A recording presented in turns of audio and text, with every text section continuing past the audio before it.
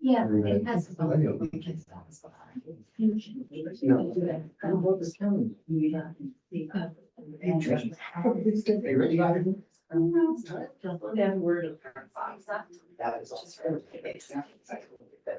Let's call the meeting to order and thank you for all attending.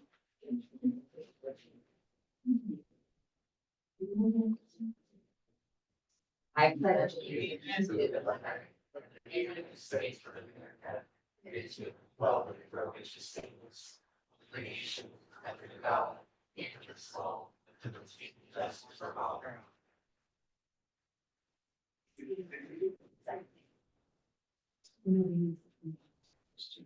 Do I have a motion to adopt the agenda?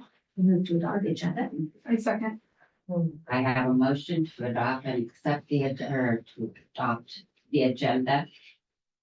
All those in favor? Aye. Anybody opposed? Okay, do we have any public comment? Yes, you have two. The first one is Emma Galway.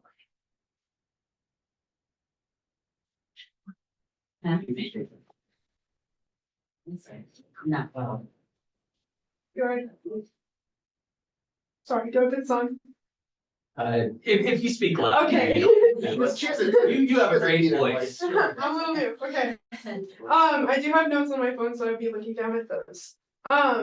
Good evening, my name is Emma Galway. I'm an incoming senior at Quincy High School. Today I'm talking about bringing back the burning of the Q and possibly other old QHS traditions. I grew up in Quincy. My mom, aunt, and uncle all graduated from Quincy. My grandmother taught here and served as a principal here until she retired around 3 years ago. I have done my own 11 years of schooling here. One thing I remember hearing stories about and seeing with my own two eyes were our high school's traditions. The burning of the Q, one of Quincy's oldest and most treasured traditions, was changed drastically and without warning a few years ago. This was frustrating to me and others in our school because it was like changing our fight song.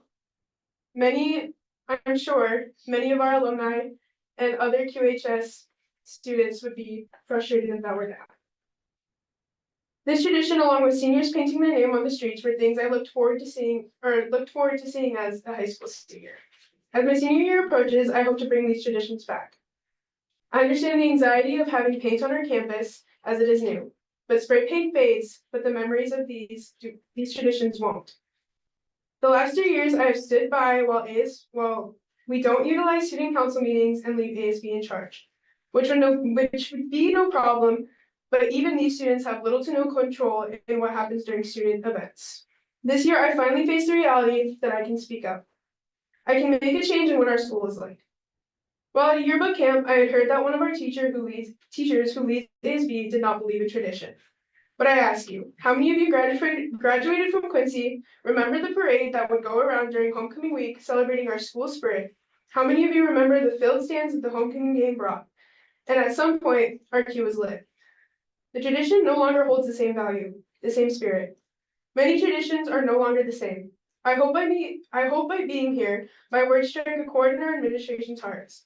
I hope they help other students realize that we have a voice and we will hopefully have more say in our student life. Thank you. Thank you. Thank you. And the next one is Carol Carlton.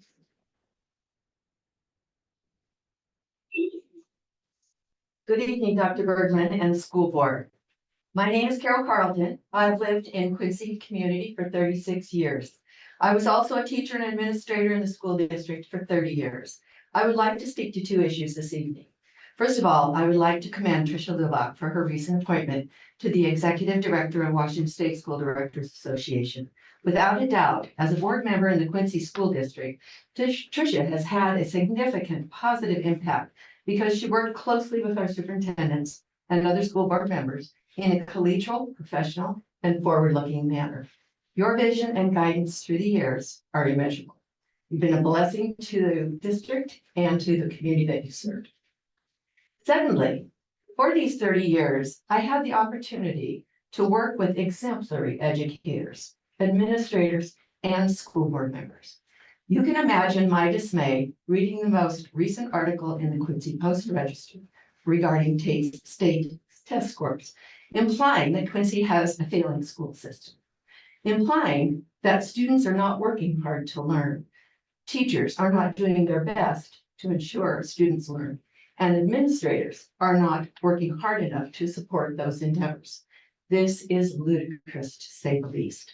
As a former assessment coordinator for the district, I supported preparation and administration of state tests, followed by review of student results to modify and adjust instruction, as well as data from other numerous assessments to support this process and arrive at sound decision-making.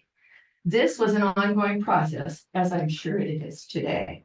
When utilizing standardized test scores to measure student growth and achievement tied to effective classroom instruction, one must realize that although those scores provide a data point in an abundance of assessment data, standardized tests don't accurately measure learning and growth, or more accurately, measure the family and community capital of the student.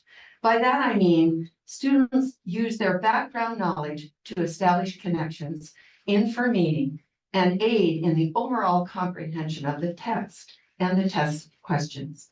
Students from impoverished backgrounds and limited English language often encounter barriers that limit their access to life experiences that build background knowledge, often found on standardized tests. Tools such as performance-based assessments, however, allow students to choose how they show learning. Performance-based assessments are equitable, accurate, and engaging for students and teachers. Time and again, I stepped into classrooms in our district and was impressed with the level of teaching and learning going on in those classrooms. Go into a kindergarten classroom at the first of the year, where so many are beginning their journey in learning English language. Go in at the end of the year, and you will not even believe it is the same class. 3 minutes. It is magical, and yet it isn't. Excuse me, you only have 3 minutes. Can you? I'd like later. I will, it's just 3 sentences. Okay, Okay. Educators in the Quincy School District work very hard to make learning engaging and challenging for the students they serve. And that while there is always room for improvement and growth, let's celebrate our students, our teachers, our administrators, our school board, and our community by continuing to hold each other accountable in a constructive, supportive, and honorable manner. Thank you. thank you.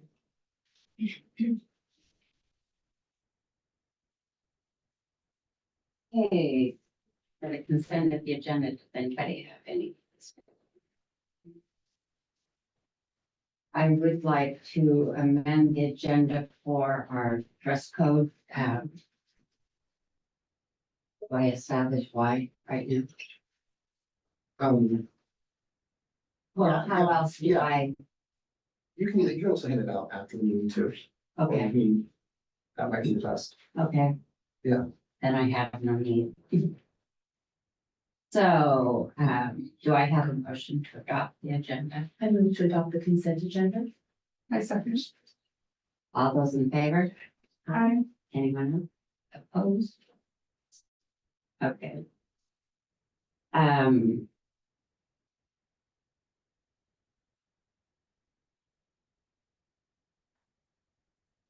After. It was all been, at the public hearing for the district budget motion. All right, the budget highlight and annual budget overview. So that's just information, so now we're at action, so budget adoption resolution. So you need to, it takes a motion to approve that. Oh, okay.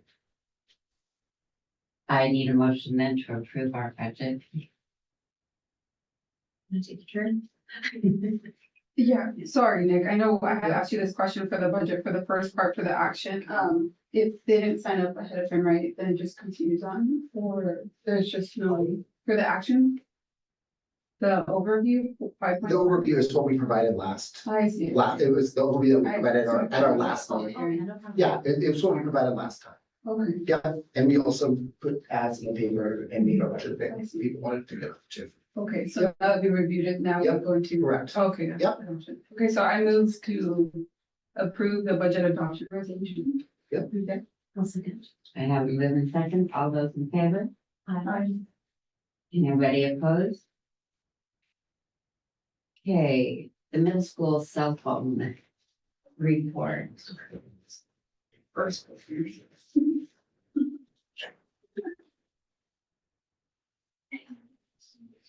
Hello, I'm Scott Ramsey, principal at Quincy Middle School. I'm here with Assistant Principals Greg Martinez and Caitlin Colsey, and we're here to talk about our phone-free initiative that we are launching this year at Quincy Middle School.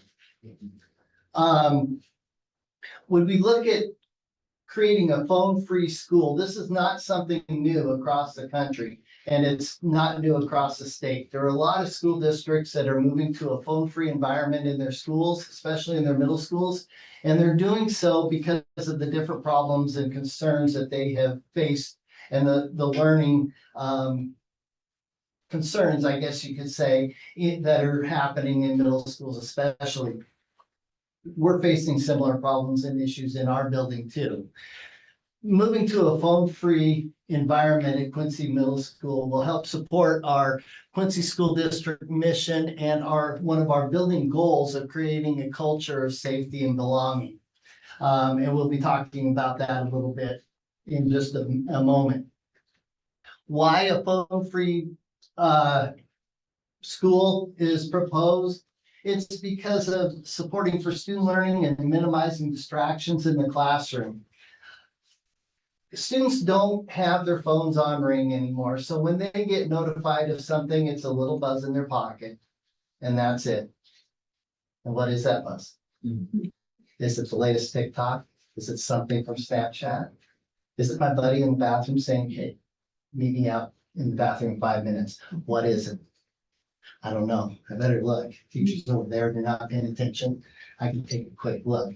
Meanwhile, I'm thinking, okay, now I gotta do this, or this really funny TikTok just showed up and I gotta look at it, and this is a riot, and all the while I'm hearing nothing of Mrs. Copenaver's presentation on slope and wire intercept, and I'm lost.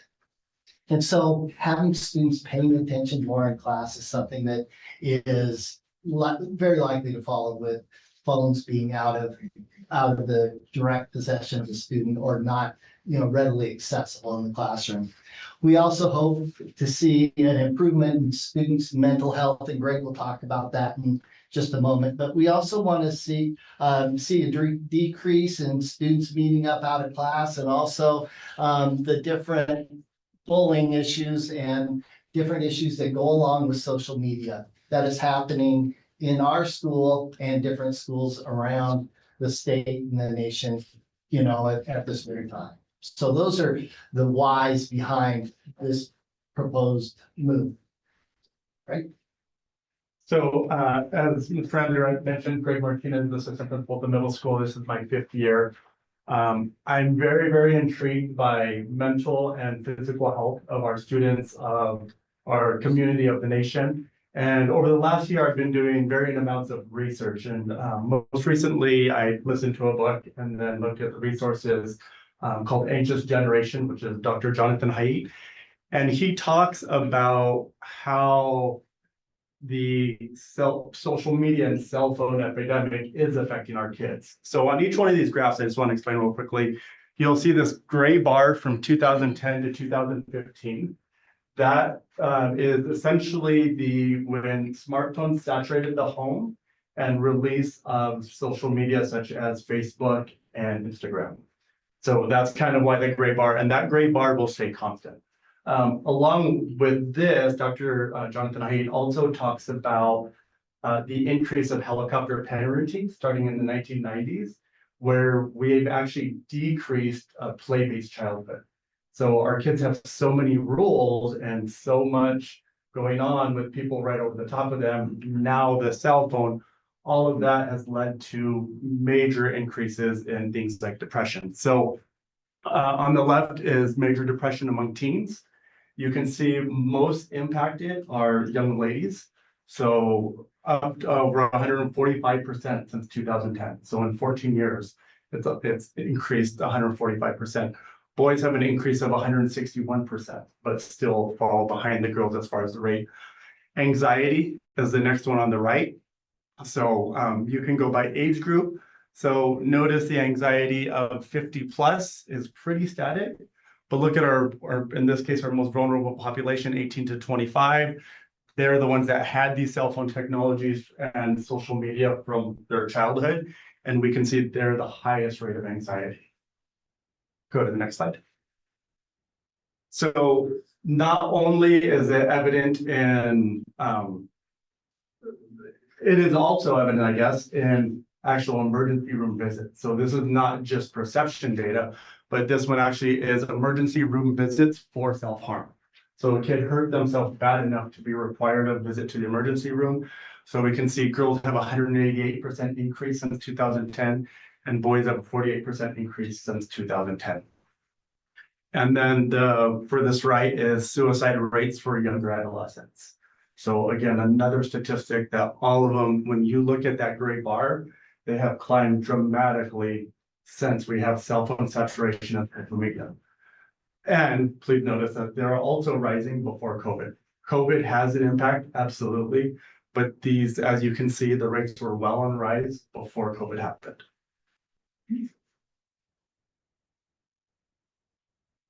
So I'd like to talk to you about technology-related referrals. Have the data here, so I'm going to look down for a minute. We have, in first semester, we had 45 students receiving a total of 54 technology-related referrals from 22 staff members. Second semester, those numbers increased significantly, up to 125 students receiving referrals, 171 referrals from 28 staff members. But this jump isn't just about an increase in student behavior issues. It reflects a change in our reporting and our tracking practices. Near the end of the first semester, we implemented a policy requiring every time that a personal device was taken, a referral accompanied that, and then it was brought to the office. At which time then the student would call their parents, the parent would come, they would review the cell phone policy together, parent and student, and then at that time, the device was then given back to the parent. The change allowed us to more accurately track not just the number of referrals, but also how frequently the students were violating that device policy. As a result, we now have a clearer picture of how significant the issue is and the impact that the devices are having in our school environment. In the next slide, I'd like to look at the perspectives of our teachers who are at the front lines dealing with these effects of the personal devices in our classrooms. After the school year ended in June, we surveyed our teachers and about 27 of them responded. The results are quite telling. The first, we asked if cell phones and personal devices affected students' attention in the class. 85.2% of the teachers agreed, with 55.6% strongly agreed. Similarly, when we asked if devices had a negative impact in their classrooms, 74% agreed and 22.2% were neutral, leaving only about 3.8% in disagreed. Further, 100% of the teachers surveyed agreed that all cell phones and personal technology are an issue at the middle school, with 63% strongly agreeing. And when it came to supporting a personal technology policy from the first bell to the final bell, every single teacher surveyed supported this with 85.2% strong vote. This overwhelming consensus from our teachers makes it clear that our personal devices are not just a major distraction, they are a significant issue in negatively impacting our student learning and our classroom dynamics. If you move to the next slide. Now, I want to talk to you about our plan. So instead of just taking away the cell phone, we're also wanting to give them something back in return. We're giving them new opportunities to interact and engage with each other.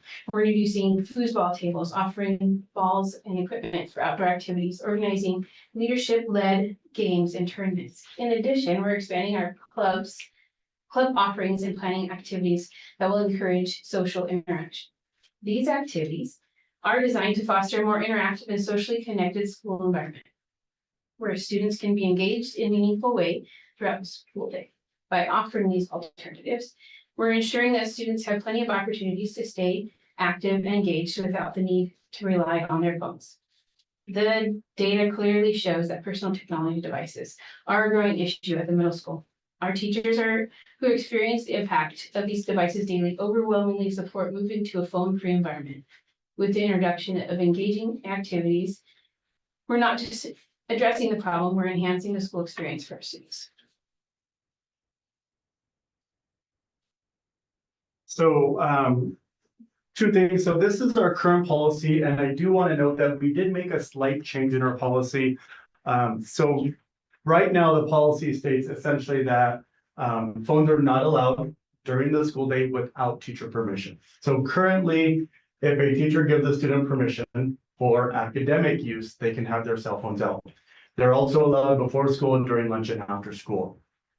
In the past years, multiple years, what we've done is the first time we've seen a phone, we've asked our teachers to take that phone, report it to the office, we will take it, and then we require parents to come pick it up. And this has led to some harsh, teachers don't want to take the phone all the time because they don't feel like it might not be fair that that kid, maybe they were checking the time, or maybe it was a text from their mom, but to knowing that their parents are going to have to come pick it up seems like a harsh first step. It was also hard for many parents because they didn't know that their kids may or may not have been using the cell phone, so they didn't understand why they were being punished for having to come pick up the phone. So in an effort to help our teachers be more strict on the policy to actually adhere to this and to help families, the first change we've made that will be effective immediately is that the first time a phone is seen in class or anytime it's not supposed to be out, it will be brought to the office. We will meet with that student at the end of the day. We will review the policy with them. They will sign a paper. We will give them the cell phone back. That's the first time. So because we are not taking the phone, my hope is that our teachers will enforce the policy better. Second time that happens, again, we ask that it be brought down to the office, referrals written. We will then make parent contact and say, hey, this is the second time your kid's phone has been taken out during the school day. We really need your help on this. Next time you will be required to come pick it up. And then if it happens the third time, it will be required, the parent required will come in, review the policy with us, and then they will have to take the phone home. So our goal is that we make that more easier for our teachers to follow because we are going to work with students. We are going to help make sure that they know the rules. Now, the sample policy, so this one here is if and when we go to a phone-free school. So based on our timeline, we'll go in a little bit, it's basically in November. The goal is that we will have what are called yonder pouches. And a yonder pouch is a device where the kids come in, they put their cell phone in, they clip it, and now it's put away for the day. At the end of the day, they can open the pouch to get their cell phone back. So our policy will be that when you come into school, you will put your phone in the pouch, you will turn it off or silence or play mode, put your phone in the pouch. The student will keep it for the day, and then they will have it at the end of the day, they'll unlock the pouch and they'll get it back. Similar process, if a kid doesn't follow the rules, we'll keep the consequences the same. The first time it will come to the office, we'll meet with the student, we'll explain why they should be using their pouches and then give them that option. Second time would be parent contact, and third time would again be a parent would be required to come in for a meeting at that point. That's it.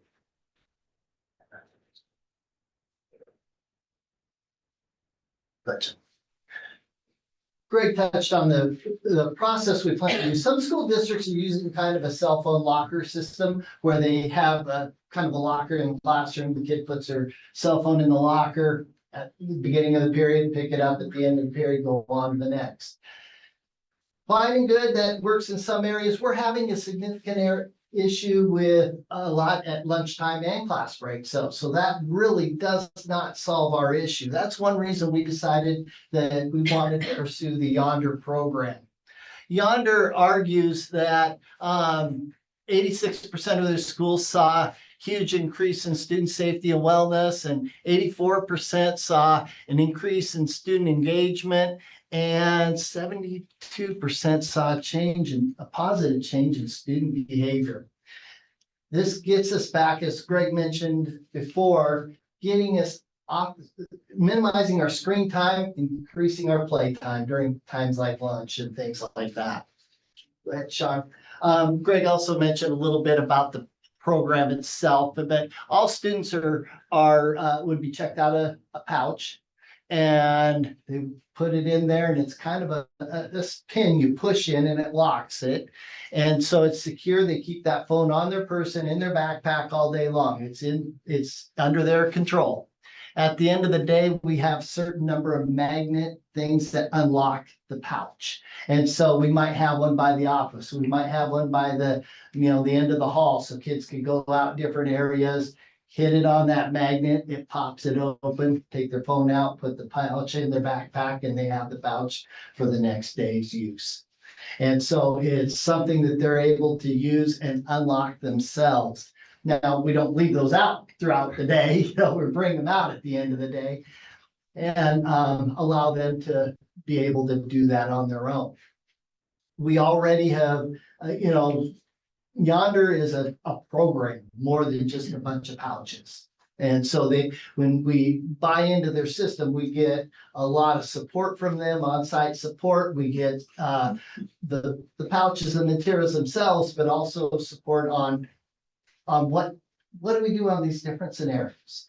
A kid has a 504 and they need to use that phone to check their blood sugar numbers. And so that's really an important piece of their student health. Well, those students receive a Velcro bag that they are able to access to be able to care for their basic needs and make sure they're safe.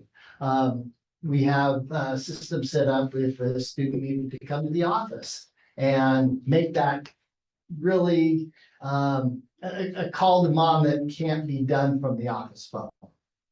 We go back to old school, how you and I did it when we were in kids, and if mom had to get a message to the kid, you call the office. We write down the message, we get it to the kid in class. So those kinds of systems are being put in place, and I guess emphasized because they never have gone away. But all this stuff takes time. And so what we did is kind of develop the timeline. We had not done any work on this and really pursued this at the end of last year. So to start this first day of school and ready to go, it was just like, okay, there's too many moving parts, too many things we need to make sure we have our plans together before we roll this out to students. So we have developed a timeline in which we will make our first notification to parents at open house. Oops, shit touched. And then we have different things coming in where we have opportunities for us to talk to parents and students in advisory, parents at PVC meetings, things like that. We're also going to bring the White Hatter back in. A few years ago, you may have remembered we had this group come in from Canada who talked about social media and how to be responsible on social media and use your technology responsible. We're going to bring those guys back in to meet with our students and have a parent webinar with them also in October 22nd. Thank you. So we've already got that set up and on the books so that we're trying to attack this from multiple areas. But this also gives us a chance to talk to our teachers. How are you going to implement it? What are your responsibilities? What is okay? What is not okay? And make sure we have everything, our act together as adults, to make sure that this system is rolled out effectively. And then we would kick it off right after parent conferences and our last chance to talk with parents at student-led conferences and then to talk to us and ask us questions. And so we're able to roll it out slowly, get all the moving pieces going in the same direction before we actually implement the honor program and have a phone-free school in our building. So the next part is what we are going to do. So communication plan, we're starting the discussion with our teachers during learning improvement days, which start next week. We will be doing some student surveys for the board in front of you. You have a survey. I was able to work with Mrs. Frakes today and Panorama we use a program called Panorama EDU which is a survey system. So I was able to work with Panorama and take questions for parents and students and create 2 different surveys that we'll be able to give to each set and be able to gather that information. So for our parents, it will be a general survey. They can take it. We'll have a QR code, excuse me. They'll have, we also during open house have planned to have Chromebooks up so that they can take them right there. And then I would like to consider, I haven't talked with Mr. Ramsey yet, but even taking the paper survey, having a stack of papers there, they can take it and then someone else can implement that later if technology is an issue. So we really want to hear voice and we want to help use that to help plan what adjustments we need to make or what information we need to get out. And a similar survey for our students. They're the ones that are going to be most widely impacted by this, so it is important to hear their voice. It's not a question of if we're going phone free, that is the plan, but what can we do to help make the process better for everyone involved? And that is the goal of our surveys. The last slide, if you go digitally, I did not print it out, but if you go digitally, if you're looking at the digital presentation, we do have other resources. So there is research that was pulled up from there, from Anxious Generation, which I referred to earlier. There are several other articles, one from Ed Week on technology in the classroom. Dr. Michael Rich is a Boston pediatrician. Another one from ASCD, the Principal Association, about how cell phones are impacting education. So there really is a lot out there, and now it's time to take the steps to try to limit that distraction, help improve our students' mental health, and help improve their social interactions with each other. So while there's been a lot of thought that has gone into this proposal or this plan so far, we're not done. You know, there's a lot of work to do to work out logistics with our staff, our students, and our parents. And so this is kind of our kickoff and our, first time getting it public and making sure that people are aware of it and know that this is coming down the road. So, questions? What is the cost of these bags and the Yeah, the pouches. stapler? The pouches run about $27 a piece. And so that's a significant cost. At this point, we do have donations from Microsoft and Savvy, and we're looking at some other donations to help make sure that funding is not a barrier to us getting this done. On the topic, how many like lock and unlock devices are you looking for? Not unlock, but no, not locking. How many pouches? No, the device. Oh, those little magnets. Yeah, we will be looking for probably several. Well, initially in our first talks, we thought, okay, we need one in the office. In case the kid needs to run to the dentist and mom wants the phone out and so they can unlock it by themselves. Usually we'll post 1 or 2 by the front entrance as kids leave that they can get through and we don't have a bottleneck. Maybe a couple down the other hall. We might have one like in the counseling center if a student needs to call mom because they're in the nurse's office or talk with a therapist or something along those lines. So we'd have several available to us. Might be one that we would pass out on a field trip, if a teacher was leaving and needed to have that available to them. So we would have several available so we wouldn't have a bottleneck and 600 kids having to walk by the same little thing. So. And as Mr. Ramsey mentioned earlier, Yonder will send someone out to our building and help us plan this. I believe they mentioned it was like 1 per 60 or 1 per 75 is what they recommend. But that comes as part of the implementation package, that someone will actually come on site and help us plan all the logistics. Sounds like a good plan. I know it's a big discipline problem from any teacher that I've heard. Yeah. They all are stressed with the time it takes for Absolutely. dealing with these stuff. And, it's something that's going to minimize a lot of discipline problems. It's not going to eliminate anything, it's not a silver bullet. It's going to take it away and we're all going to be wonderful, but it is going to really minimize it. And we're going to have less time dealt with the off-task behavior, the harassment, the bullying, and those kinds of things. I have 2 questions for you. Yeah. One, I'm curious that the surveys to parents and students are being taken after the decision's already been made. Mhm. So I'm just wondering, what if you get really negative feedback from both parents and students to this decision? Well, it is something we feel it is it's a necessity that we move in this direction. So we're not really asking, hey, are you okay with us? We're saying this is the direction we're moving. How can we implement it so it is successful with you? Okay. And can I take a piece of that too, Scott? Yeah. When we met and developed a communication plan, that survey data, we're gonna take that, really try to understand what are some of the underlying anxieties for both students and families, and then develop some communication period pieces, some frequently asked question pieces. So then we can be really targeted in how we address those possible anxieties or tension points around this implementation.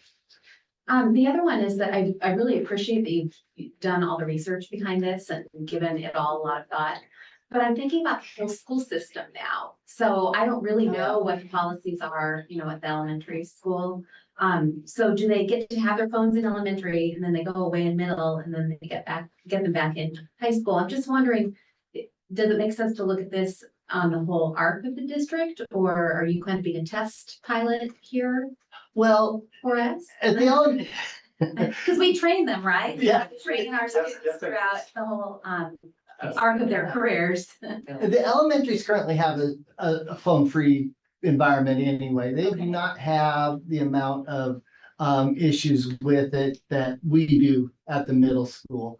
A lot of students aren't carrying until an older age, and then the ones that are, they're away. They aren't out at all during the day.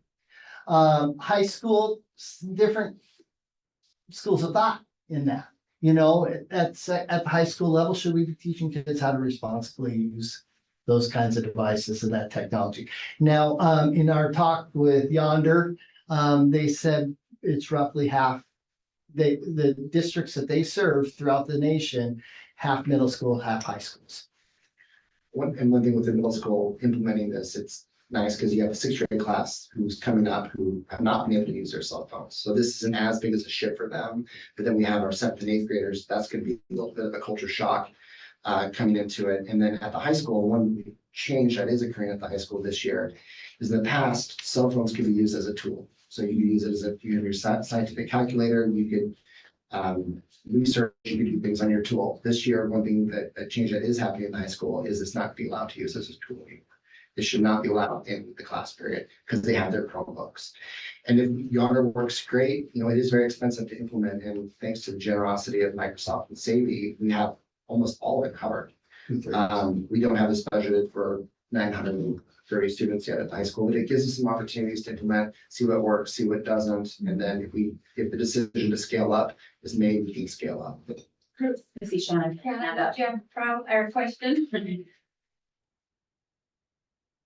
I just wanted to share, I really love this program, like totally 100% support this. This is great.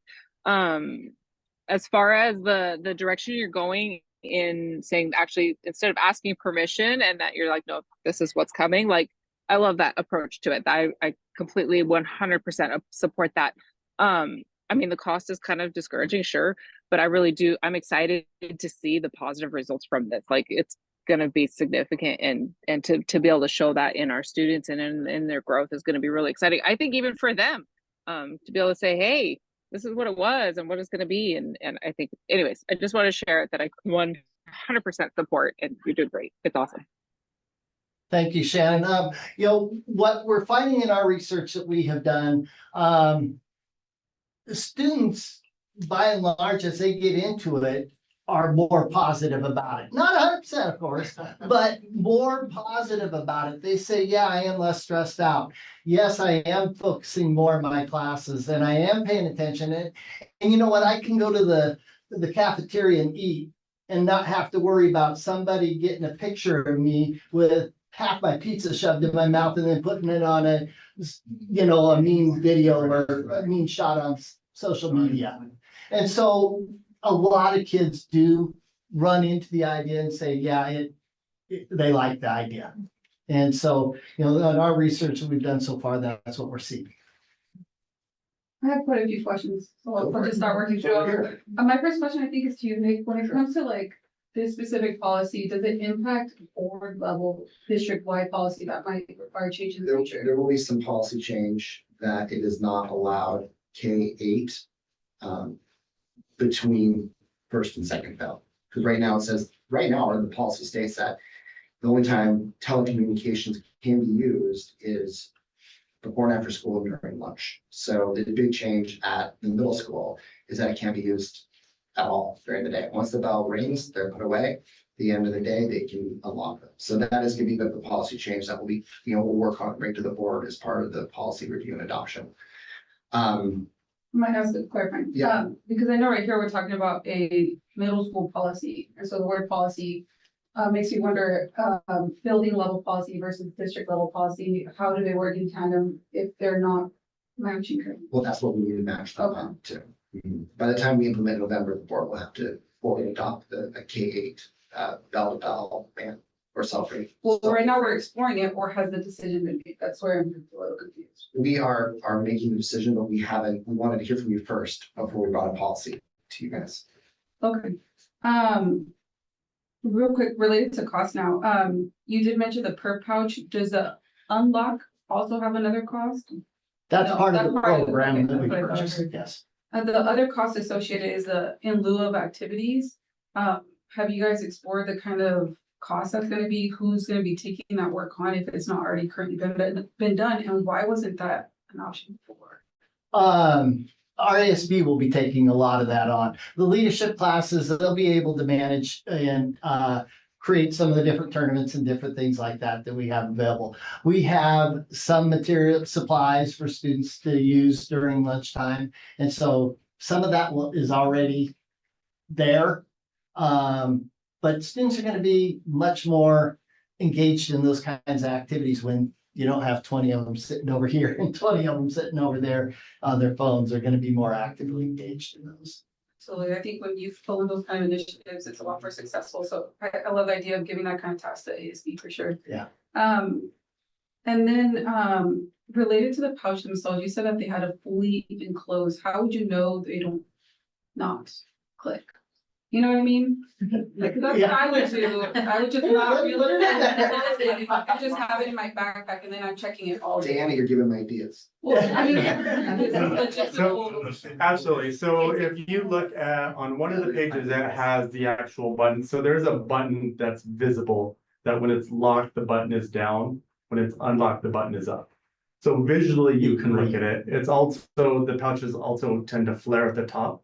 So if it's not locked, that patch is probably going to be flared.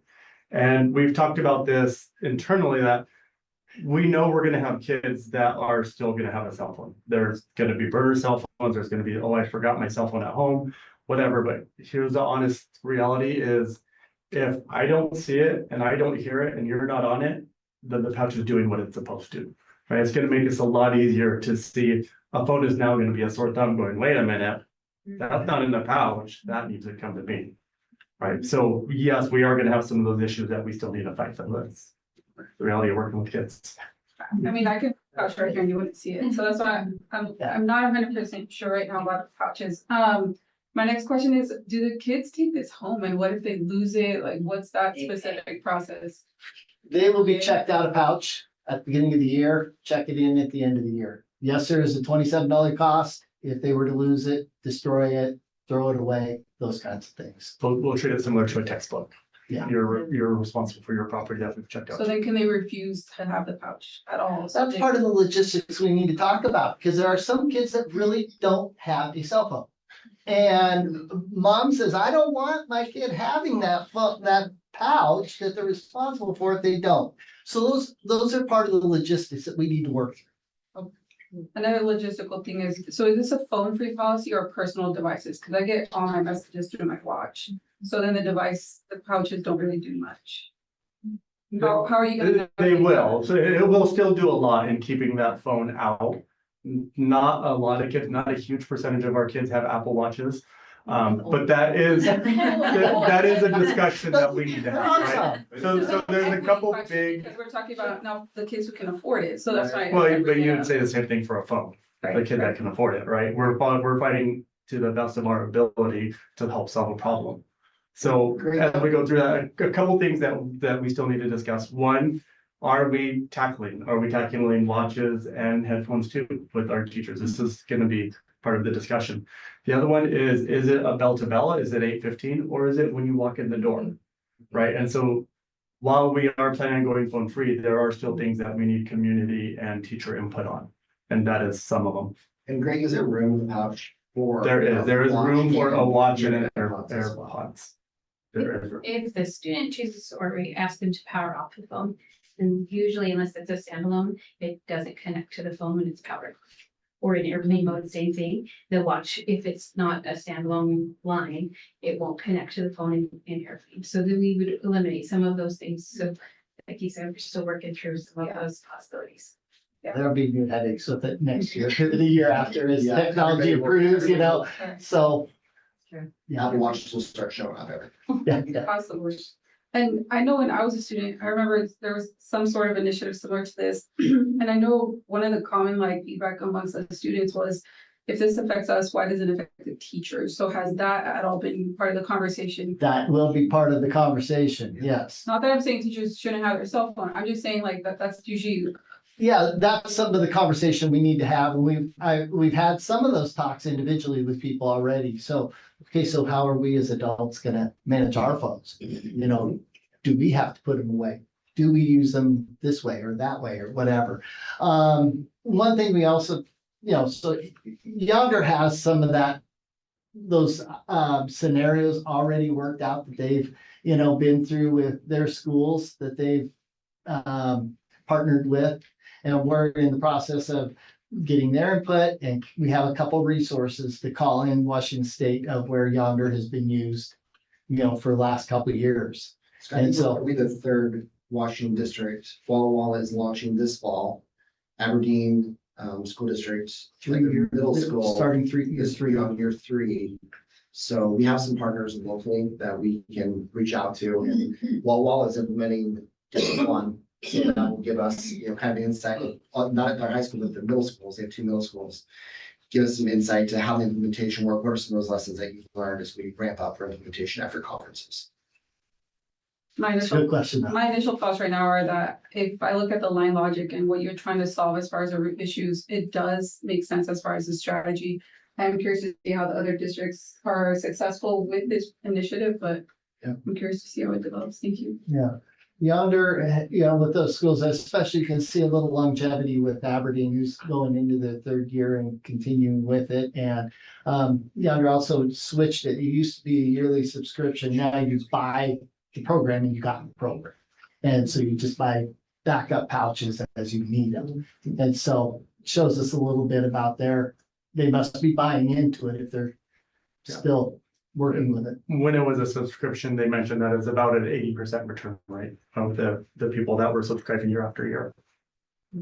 So on that digital resources, the bottom couple are testimonials, if you will, from 2 different schools. One is not in Washington State, but one is in the Seattle area, Aberdeen. And you can see how they've implemented and some of their successes. And they also talk about some of their trials. So there's some more you can look into that. Thank you. Shannon, did you have a question? Yeah, I was curious, can we, I don't know if the board is privy to see some of the results that you guys find in the surveys that you're going to be doing, progressing on into this fall, whether it's with the teachers or the parents or the students. I would really love to hear and see some of those results and how they turn out. Is that something that we get to have access to? We could share with Dr. Borgren and he could. Well, that might be a really appropriate time to bring this back, Shannon, when the policy comes back around too, as part of that discussion for the first read. You know, we can absolutely bring those back around. Sure. Okay. Thank you. And I have a question for you. Sure. Why wouldn't it be easier all around if the high school was involved in this? I think the high school they're starting to have some conversations around cell phone use. Like I said, the budgetary piece, it's $29,000 to implement it at the middle school. And it's a product that we haven't really tested out and see how it works. And we're only using it with, you know, 2 grade levels. Like I said, have experienced cell phone use in school, the middle school, where 6th grade haven't. So we want to take this as an opportunity to learn from the middle school. And if that's a decision that the high school wants to make, and then that's the decision working with their students too. Like I said, they are making an adjustment to their cell phone policy in the building, in their handbook, that it's not allowed in class as a tool. or they still used to be able to take it out. And then high school schedules, they're a little bit different. You have students that are running at the start, you have students that are going to skill centers, athletics leave a lot earlier than middle school. It's just a much more dynamic schedule than the middle school. Or the middle schoolers, we have them there bell to bell, but the high school is definitely having these conversations. Because it is certainly an issue. Yeah. Yeah. And it is. Yep. Thank you. And thank you. Thank you very much.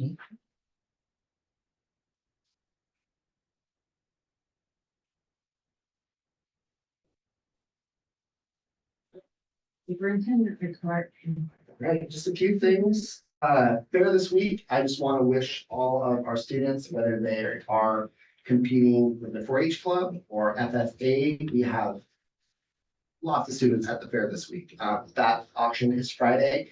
So we have a lot of students that are hoping their animal goes for top dollar on Friday. So just really proud of all their hard work and just so proud of our FFA program and then all our 4-H programs with our middle school, elementary kiddos competing this week.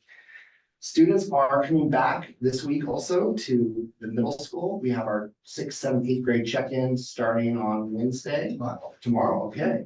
And also QHS, we have Jackrabbit Day. So it's just so exciting when we have kiddos starting to come back into the buildings. I've been out to all the buildings, staff are already coming back, getting the rooms ready. So there's just really great buzz in the air. Staff are really excited for this upcoming school year. We had our admin retreat for 2 days last week at Lavender Farms, and it was just an excellent opportunity for our administrators to all get together. We talked about some changes in the school improvement planning process. Colleen led a wonderful session on hope theory and how hope theory fits into the academic work that we're doing, sped updates, and our administrators are really energized, excited to start the school year. So it was just all in all a top-notch retreat, a lot of fun. New employee orientation is Thursday. We are welcoming our smallest crop of employees. We only have 11, 5 certificated and 6 classified. So it's going to be a nice smaller gathering of new staff, but welcoming our new staff is really one of the fun things that I do as part of the welcome back process. Lit Day starts on August 19th. So August 19th through the 22nd is our learning improvement days after the building. So all of our teaching staff will be back Monday, the 19th in district. So again, really excited. Sean will get those tech tickets start rolling in when everybody's forgot their passwords. All district staff meeting is the 26th in the high school PAC from 7:30 to 9:30, and the board is welcome to attend. It's a great event. We'd love to have you there. I'm keeping it rather short this year. Our all staff meeting went till about 11 o'clock last year. So I'm going to conclude hopefully around 9:30, 9:15 and get them out early to start the year. But it'd be great for the board. You're more than welcome to attend that staff meeting. I'd love to have you there. And we have open houses are also just for the put on the board's radar. They're on our calendar, but you're more than welcome to attend the open houses. We have 3 elementary open houses on the 26th. We have the middle school open house on the 27th and QIA open house on the 29th. So all things back to school are underway. And our first day is the 28th. So I couldn't be more excited for that day. I was explaining, I don't know, my kids certainly don't feel this way, but end of the school year is really stressful. But I explained like the first day has like a kind of Christmas feel to it because you're so excited. My kids they don't agree with me at all. But it's one of my favorite days of the year. I love the first day of school. And that's another thing, if any board members are interested on that first day of school to come with me and visit schools. It's a great day to get out and just welcome all our kiddos and our staff out too. So I'm happy to go around with you to buildings. So that's all I have. You must be insufferable on the first days. They are already tired of it. Okay, we don't have any student representatives, right? When school starts, I'll be here. Board leadership reports. We have board leadership on Friday. Chad, Rita, and DJ and I will get together. Okay, 11 minutes free after that. right, so new business board meeting calendar. Do we have to? This is just a discussion, and Rita and I met. Well, this week, early, what was the last week? Last week, The ninth. yeah, Friday, yeah, thank you. The ninth.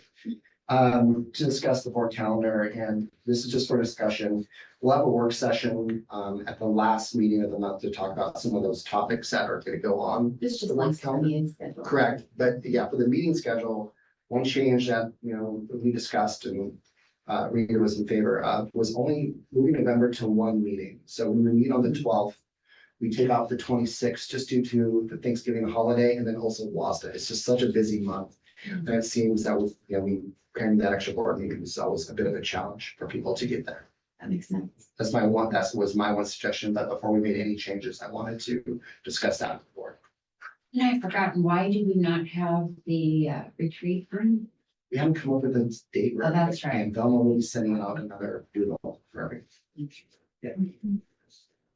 Does that suggestion land with you guys? Shannon? think it makes sense. I would be in favor. Okay.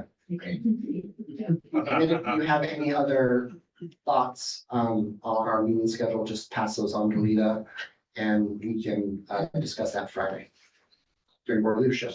Does not having that meeting in November, does that still make payroll and you have everything signed in time?